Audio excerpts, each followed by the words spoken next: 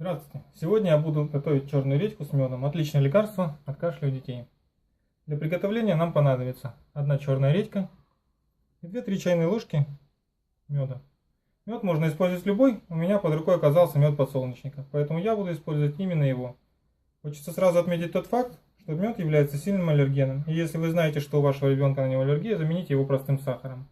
Для приготовления черной редьки с медом я выбираю редьку средних размеров, 400-500 грамм. Итак, начнем. Берем черную редьку, тщательно ее моем. Я уже это сделал, поэтому не перейдем непосредственно к приготовлению. Отрезаем верхушку, примерно так. Никуда ее не выкидываем, просто оставляем в сторону, она нам еще пригодится.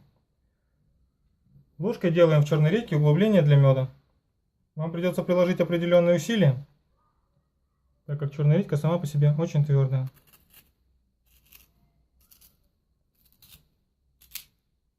Всех, наверное, интересует такой вопрос. Чем же полезна черная редька и каким образом она может помочь вылечить кашель детям? Весь секрет в ее полезном составе.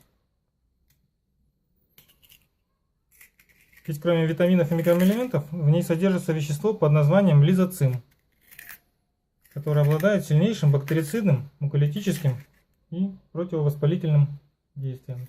Ну о полезных свойствах меда, наверное, знает каждый, поэтому на этом я останавливаться не буду.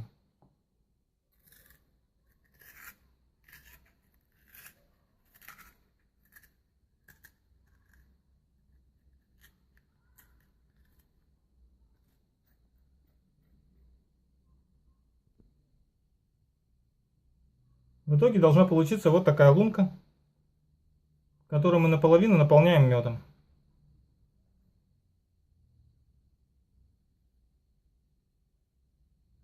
Не стоит заполнять углубление медом полностью, потому что сок редьки, который вскоре начнет выделяться, будет выливаться наружу.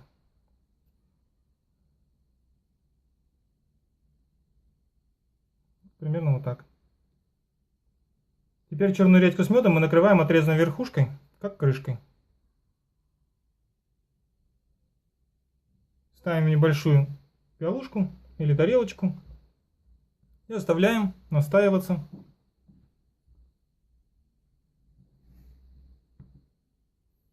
Через 4 часа углубление в редьке заполнится соком, который обязательно избавит вашего ребенка от простудного кашля. Лично я стараюсь готовить черную редьку с медом вечером, чтобы дать настояться ей ночь.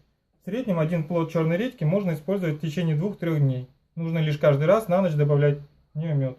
И уже утром у вас будет новая порция полезного сока. Через 2-3 дня черная редька начнет увядать, что говорит о том, что сока в ней, как впрочем полезных веществ, практически не осталось. Поэтому этот плод нужно будет заменить на новый. Сок черной редьки с медом нужно давать ребенку по чайной ложке 4-6 раз в день. После еды. Взрослым можно удвоить дозировку. Ну вот и все. Будьте здоровы.